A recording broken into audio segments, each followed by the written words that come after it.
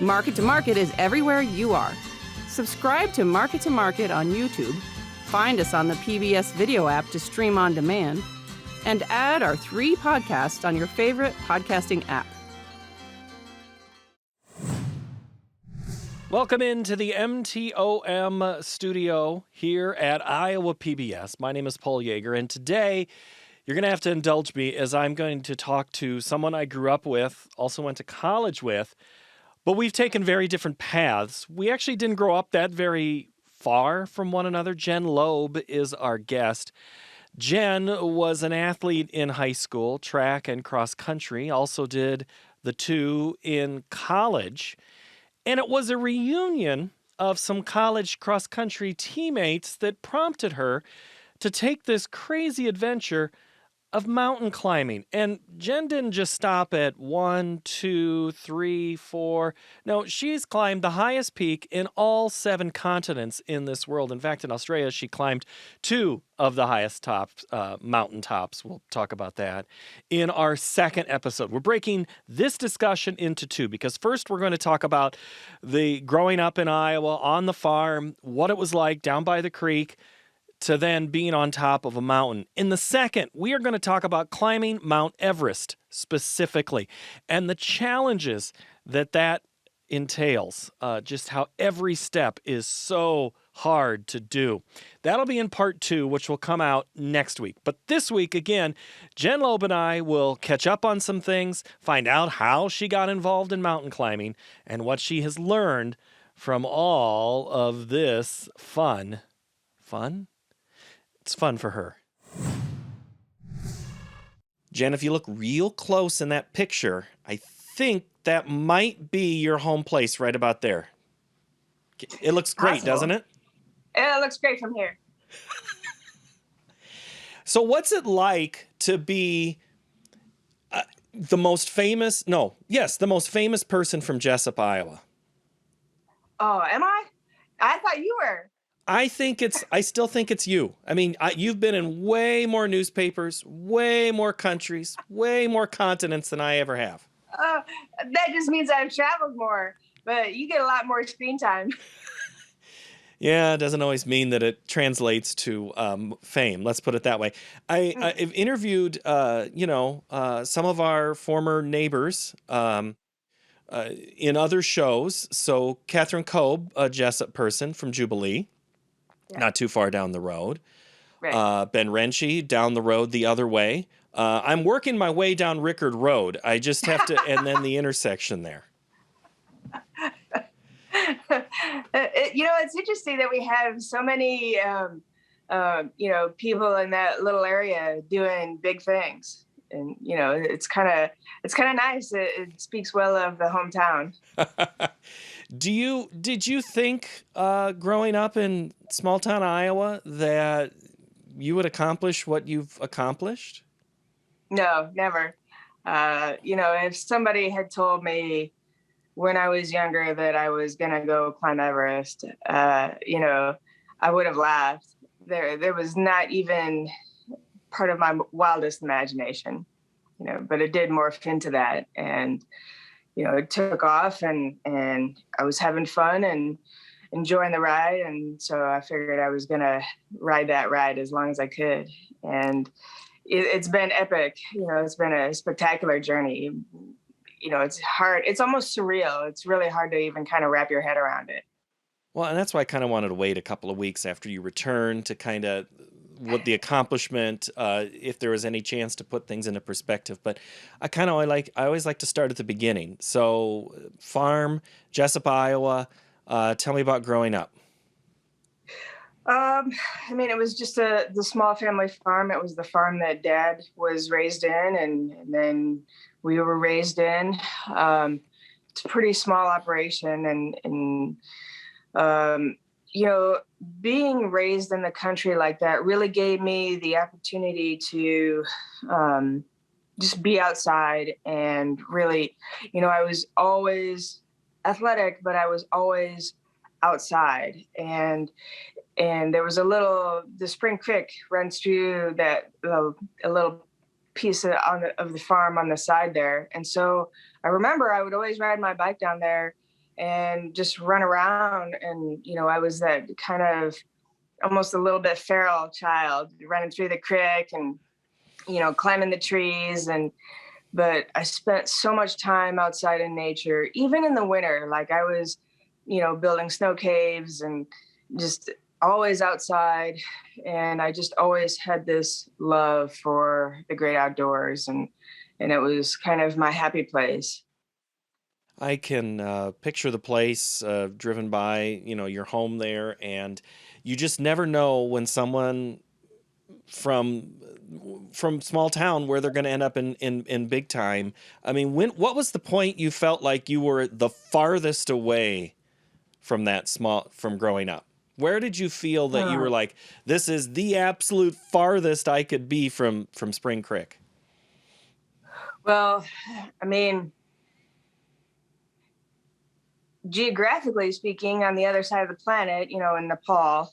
But kind of, whenever I'm on these expeditions, it seems like when you're on a big climb and you're out there and it's just you and your teammates and you're in a place that's so wild and so remote, and the rest of the world just kind of, all the frivolous things kind of seem to drop away. And that's when things that you really care about seem to kind of come to the forefront, and that's what's always on your mind. And I kind of, even if I'm far away geographically, I always kind of hold those places and those people close to my heart. I hold that near and dear. And it's always, you take the people, your family and your friends, you hold them close to you when you're in places like that, because, the things that you really care about kind of bubble to the surface, and everything frivolous just drops away. And so, like, I'm holding home close to my heart, but, even if I am on the other side of the planet. Right. And I would imagine the peace of those mountaintops, there has to be that it's just as peaceful as it was down by the creek. Peaceful in terms of, I don't know, because I mean, at times it can be peaceful, but then at other times it can be pretty full on. If the weather is the wind is howling and the snow is blowing and you can't hear anybody over the wind and the cold is kind of biting right through your clothes. Like, it's not particularly peaceful at those moments. It can be, pretty stressful and pretty full on. So you have to move and in circumstances that are dangerous, incredibly dangerous. So that's not really peaceful at those moments. But there are moments, when the weather is calm and, especially like after you're done climbing in the day and maybe you're in camp and, the sun is set and the wind has died down and there's no atmosphere really above you. And so you can see all the stars and you kind of, the beauty of those places is really hard to wrap your head around. It's so spectacular. And just, to be in that place and to witness Mother Nature in all her glory is quite impressive. That's when things get peaceful. Maybe it's the crick on a winter day in January during a snowstorm. How about that? Yeah. That's peaceful. When those big snowflakes are kind of dropping down and it's becomes a winter wonderland. Yeah. There are moments where, it's a winter wonderland in the mountains, but, not when it's stormy. Right. The path of, high school, you mentioned athletics, cross country, track. That was, you were always running away from, running at things and running, going. And I could never keep up with the girls' cross country team or the boys' cross country team for that matter. I could only do like 100s and 200s and then I was done. But college, what was your path when you were thinking, when you went to college, what you were going to do? So, I continued to run track and cross country all 4 years at Wartburg, and I was studying biology, and I got my degree in biology, And then after graduation, I was a high school biology teacher, and that was a very short-lived career. Um, and so, then I morphed into a different job, and I've been there for 22 years. And so, just I'm not using my degree, but I'm I still have a good job, and so but being at school there and running track and cross country at the collegiate level, that really set the foundation for just how hard you would have to work for something like climbing a mountain. And when it came to training for, climbing these big peaks, that's the one question everybody always asks is like, how do you train? You're in Iowa. How do you train for an expedition like Everest? And, I never had a coach and I never had a personal trainer. Nobody that I knew here in Iowa actually was training for climbing expeditions. So I kind of sat down and designed my own training programs based on what I knew the activity would be, what kind of climbing we would be doing. And it was a mix of cardio and lifting, but all those miles that I ran in college kind of set the foundation. I always like to talk to cross-country coaches if I interview them and just illustrate. I go, what's the largest run that you have people do? I mean, so high school's different than college, but so what was the farthest that Coach Johnson had you run in college? Boy, I don't even know. We always did it by time. So he would say, go run for half an hour, go run for 45 minutes, or, go run for an hour. And so, I think there was a few times where we ran for an hour. I don't remember ever running more than that at the collegiate level, but, we were moving at a pretty good clip. So running for an hour at a good clip, it was a lot. Yeah, and I always just amazed at the dedication. I think there's a mentality of running. I mean, I joke about my ones and twos, and when I've tried to run more, I understand that there's a level that once you get past that first mile or two or whatever, you kind of kick into a gear. And I would imagine that climbing is kind of that same way, because you're like, I'm climbing a mountain, seriously, how do I get there? There's got to be some correlation, right? Of once you get over that hump, then you just have to figure out it's just one stride at a time.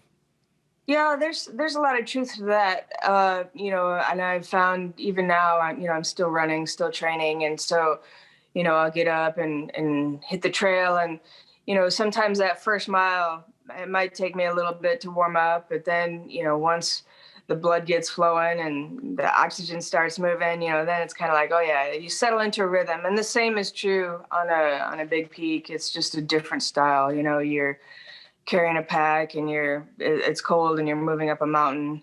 And, it might be a 5-hour day, it might be a 10-hour day, but, usually that first hour, you typically will move for an hour and then you take a rest, or you move for another hour, take a rest.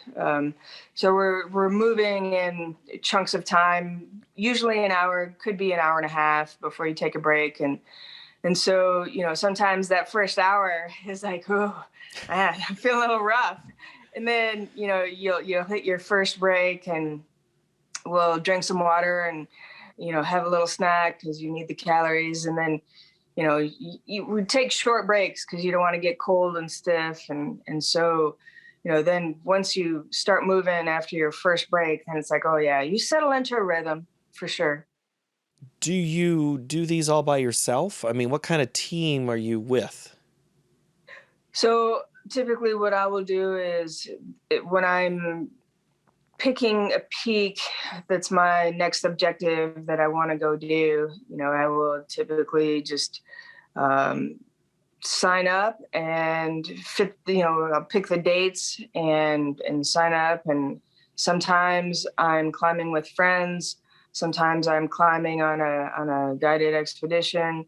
And so, they already have the dates and everything already set up. And so then I'll just sign up and then you end up on the team with whoever else signed up for that particular expedition, which is pretty interesting because that's where I met my climbing friends. Is like we're on a team together, we're climbing a peak, and then it's like, hey, let's go do this one, let's go do this one, and so we can do this one next year, do this one in the fall, and it gives me an opportunity to meet people from all over the world, all different walks of life. I've made some really great friends, people that I still climb with to this day. And so, one of my climbing buddies is in Pennsylvania. One of my climbing buddies is in Canada. They're scattered all over. Mm-hmm. And so it's really been an interesting ride in many aspects. And so, yeah, it's a small climbing community. It's self-selecting, but you see people from all over the world and all different kinds of jobs and languages and cultures. It opens the mind. Sure. Well, are you talking more to these people when you're climbing or when you're in that break after an hour or at camp before and after the hike? Yeah. Because how much talking are you doing while you're hiking? While I'm climbing, not a lot of talking. Usually I'm breathing pretty hard. So yeah, there's not much talking going on as you're moving. But there is a ton of downtime on expeditions. You're with your team together prior to getting to the mountain. And so, you can meet and greet there and kind of, establish a good rapport. And then, in the evenings, you're just in a tent together. You sit around and have dinner together. It's not like everybody goes home and watches TV. Like you're all still in a camp together. You're in tents together. You're eating together. You're all, you get a chance. There's no other distractions, so you really get a lot of time to talk to the people around you. Mm-hmm. And so but as you're climbing, not a lot of talking. Well, that rules me out then. I guess I'll have to do something else. At what point did you decide this is climbing is something I want to do? I mean, was this all right, I've hit 25, I need to do this. I've hit 30, I want to do this. I mean, at what point did you decide that climbing was, I'm just going to Colorado and I'm going to, hike up Pikes Peak or whatever? Yeah, it was kind of a roundabout way of getting into climbing. I actually didn't even get into climbing till I was 35. And, I had done some backpacking actually with the girls that I ran cross country with in college. They're like, hey, let's go backpacking in these national parks. And I was like, yeah, that sounds great. Let's go.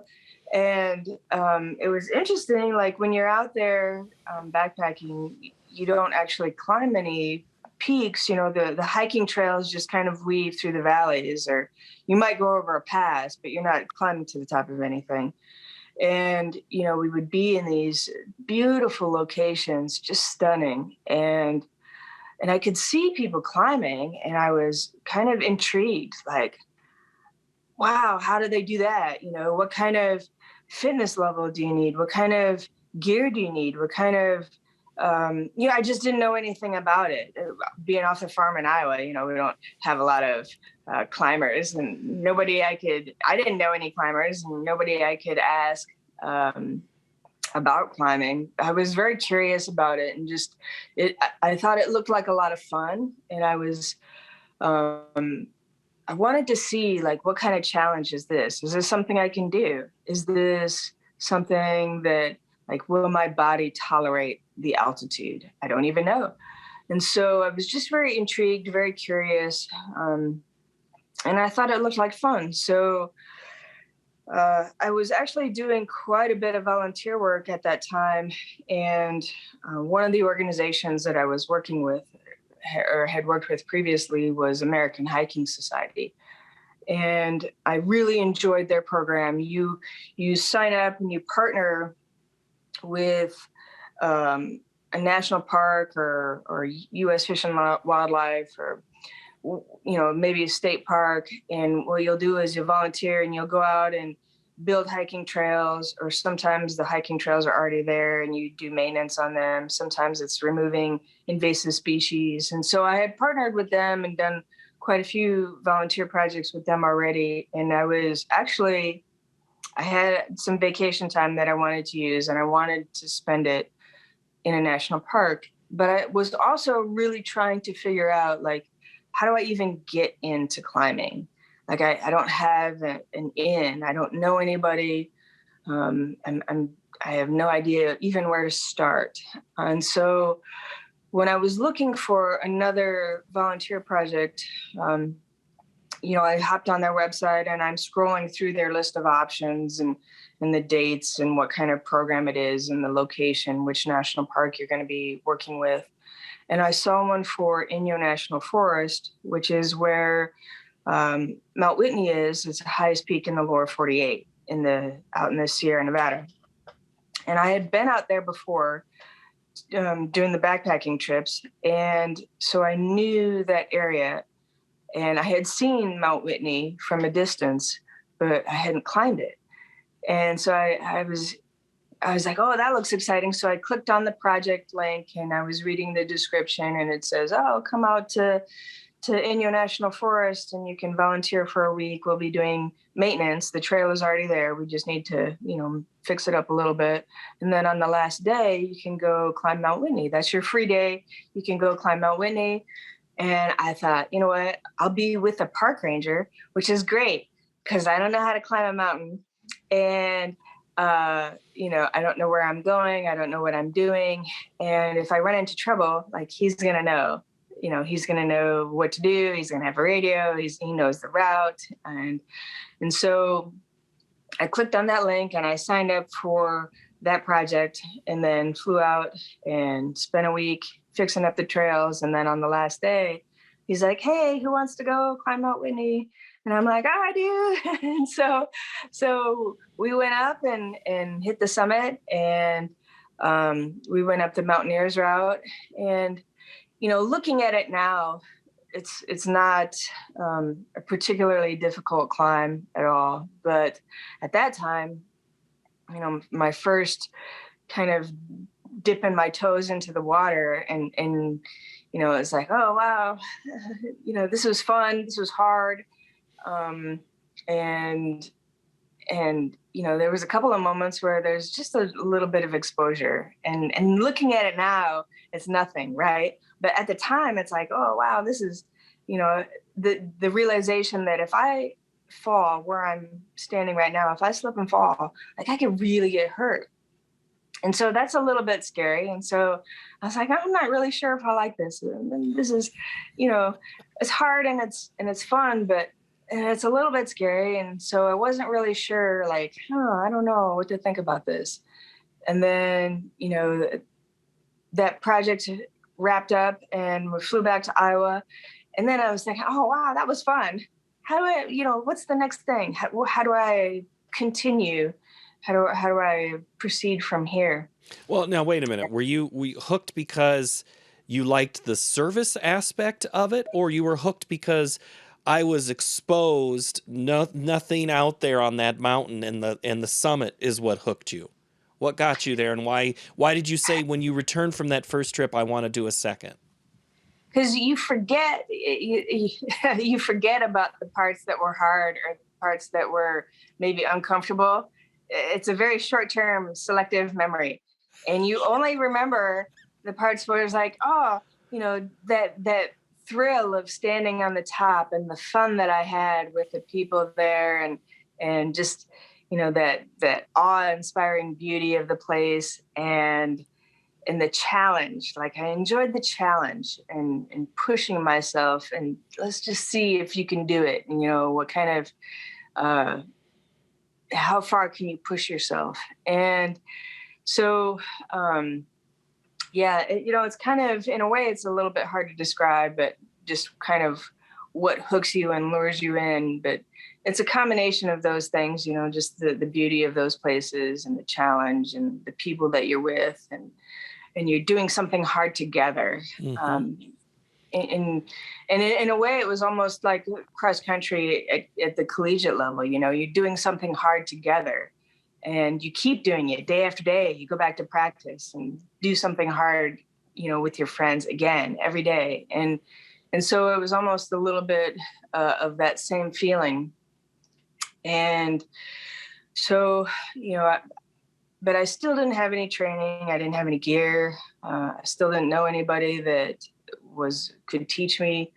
And I was trying to figure out, like, what's the next step? I don't even know. So, I hopped on the internet and I kind of started digging around, trying to figure out, like, how do I go to move on? And what I found was Kilimanjaro. And I thought, like, it's not a technical climb. Like, I don't need an ice axe. I don't need to know how to live on a glacier or rope travel on a glacier. I'm not going to need crampons, and, I'll need warm gear for sure, but I don't need any of the technical skills. But it's a big jump in altitude. So Kilimanjaro is 19,340 feet. And I thought that's the perfect next step, because I need to know if my body will tolerate that kind of altitude. And if it will, then I can move on to the next step. And if I can't, then it's like, okay, I know my limit. My body has said, this is it. You can't go any higher than this. And so I signed up for Kilimanjaro. So now you can replicate the physical side of, I can backpack with sandbags, I can run miles, be the stair stepper, kind of that. But it's like the vomit comet at NASA. You can't replicate weightlessness before you go into space unless you're in that thing, just like you can't replicate the high altitude in Iowa. So how do you know that, my gosh, that's a huge jump that my body has to make? I think I can do the physical side, but I don't know if I can do the altitude side. I think you were about to tell me and I just interrupted. Okay. Habit. Sorry. I'm glad you're so excited about this. It's fun to talk about. So yeah, we acclimatize as we go. I can prepare myself physically for, the endurance and that's one of the many things that kind of allured me to climbing was, it made me a better all around athlete. Like, I have to be strong and I have to be fast, and I also need endurance. It's kind of like the triple, it's a trifecta of being the best athlete that you can be. And I needed all three of those things to be a good mountaineer. And so, but I can do the physical part of it here. As far as prepping myself for altitude, I can't do that in Iowa. We're all at 700 feet above sea level where I'm at. And so we have to acclimatize as we go. And so that's part of the process that, you just, that's why we do rotations on big peaks like Denali and Everest, obviously. And even the peak that I was just on in Antarctica, you do these rotations up and down. So when you're going up, you will trigger your body to adjust to that higher altitude, but you don't recover. So then you come back down.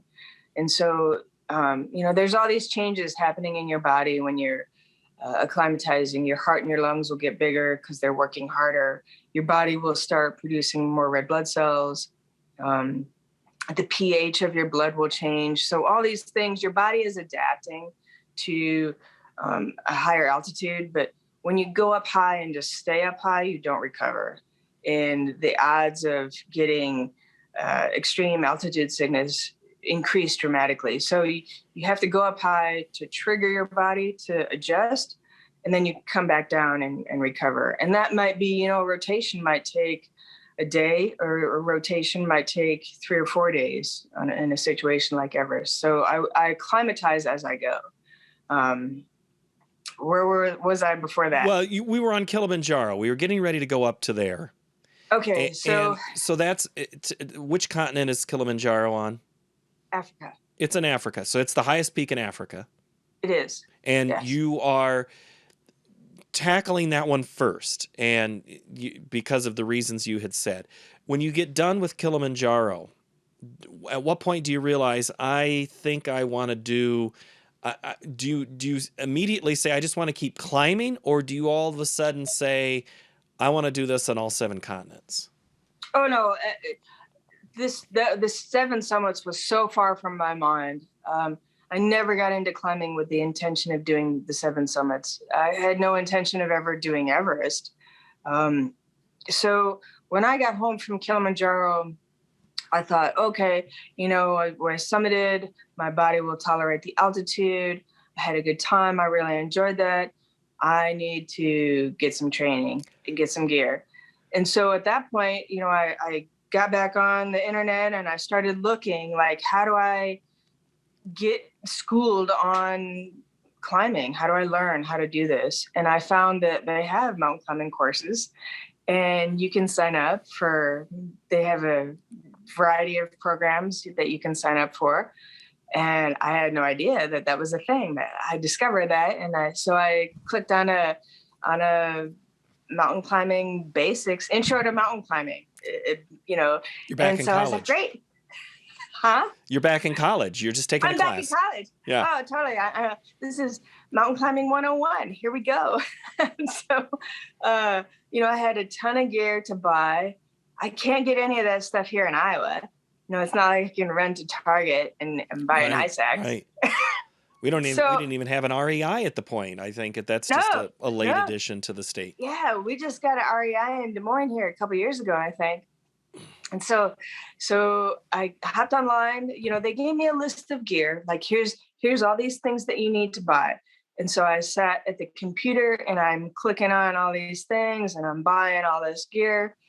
And I was training. I kind of sat down and, okay, I had that running background, the cross country and the track, and I threw in some lifting because I knew that would be important.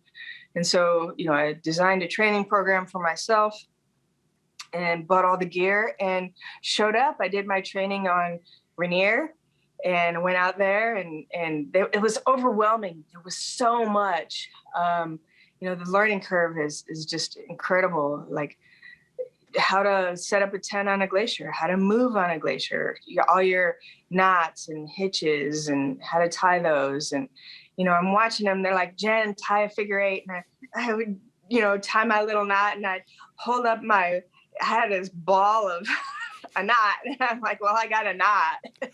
It doesn't look like that knot, but it's one heck of a knot.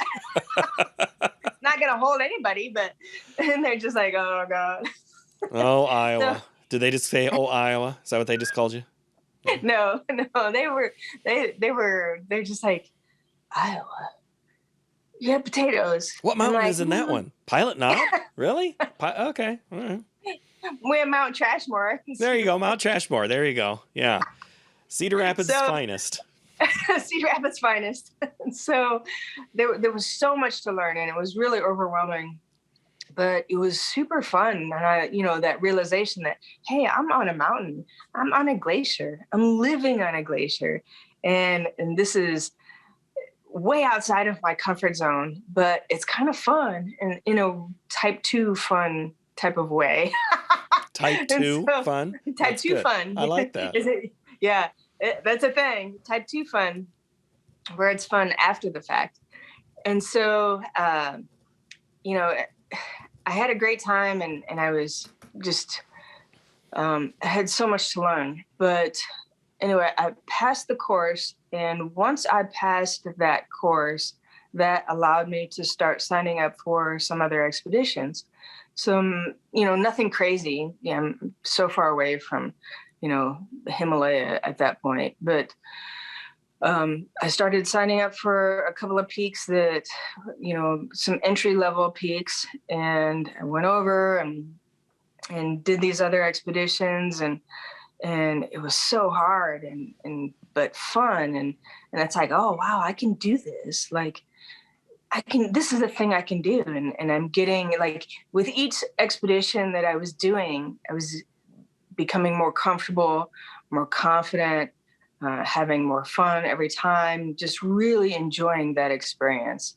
And so, things really took off after that.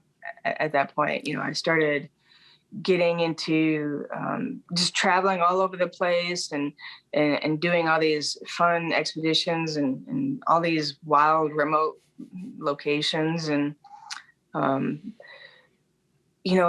I had found that each expedition I was signing up for was progressively harder, progressively taller, progressively more technical.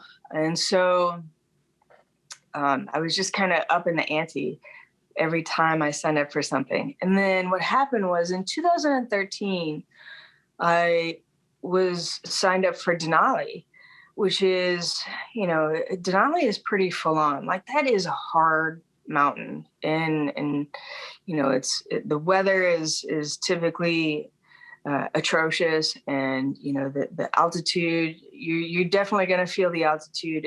You're carrying heavy packs and pulling sleds with more gear. So yeah, Denali is a super hard peak, and we were up there. We summited. We had a great time, and after that expedition was over, we were back in Talkeetna, Alaska, and we were kind of wrapping things up, and we are saying our goodbyes and celebrating our success and having a couple of drinks.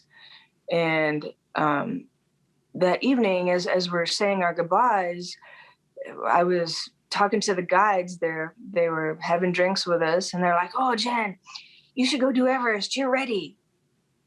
And I started laughing because I thought they were joking. They like to tease and they like to joke. And so I was laughing, and I was like, "Oh, you guys are so funny. Ha." And they were like, "No, Jen, like, seriously, you're ready." And I kind of blew it off because I thought, there's no way they can be serious. But, we got up the next day, everybody flies home, and I came back to Iowa, and I started thinking about that. And I was like, they were serious. Like, they weren't joking. And like, they actually think that that Everest is something I can do. And like, I got a good chance up there. And they wouldn't suggest it. These guides, they're professional climbers. They climb for a living, and they don't want to take people up if people aren't qualified and fit and ready. I mean, there's legendary stories of people who don't make these mountains, who are petrified in the ice on the way up or something like that. I mean, right? Or is that all made up that I'm hearing? I mean, yeah, I think everybody knows, like, there's no guarantees on any peak. And, these are unforgiving environments. And so there's just no margin for error. Once you are up in, that kind of space, it's pretty full on, and there's, you just can't make any mistakes. And so, I had flown back to Iowa after the Denali expedition, and I got to thinking about it, and I thought, those guys were serious. And I was realizing that, hey, this is something I can really do. I never got into climbing with the intention of doing Everest. I was always under the impression that Everest was for the elite climbers and the professional climbers, and I'm neither of those things. And so, but the fact that they had suggested it and said I was ready, and I thought, well, do I really want to do this? Do I really want to do Everest? And it was actually a really difficult decision to make. That was the summer of 2013. And I spent a good chunk of the summer kind of hashing it over and turning it over again and again and again in my mind. I knew that I was weighing all the pros and cons. I knew that if I'm going to do this, it's going to consume my life. Like all I'm going to do is train and, focus on good nutrition and sleep and work.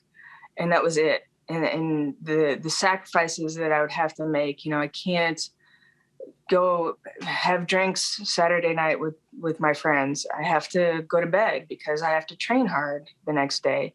And so it was going to be, just full on, no time for goofing off. Like this is, pretty serious, and it's all about, like the Winter Olympics are going on right now. And if you talk to those guys and the level of training that they have to, it's a lifestyle. And so, it would not only consume my life, but, I would need to get the time off of work. I would need to figure out how to pay for this. I could, spend all this time and energy and effort putting this thing together, knowing full well that there's no guarantee you're going to summit. There's no guarantee you're going to come home in one piece.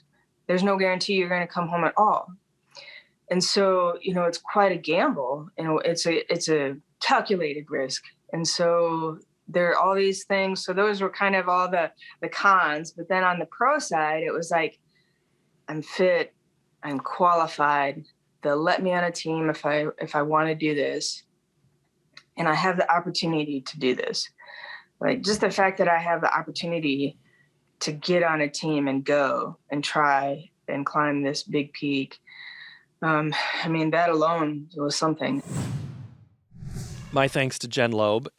Again, this is part 1 of 2. We are going to discuss next week, pick up that conversation about Mount Everest and just the challenge that is on the human body and how she is in rare air, both physically and in the record books. That'll be next time on the MTOM Show podcast. I'm Paul Yeager. We'll see you next time. Thanks for watching.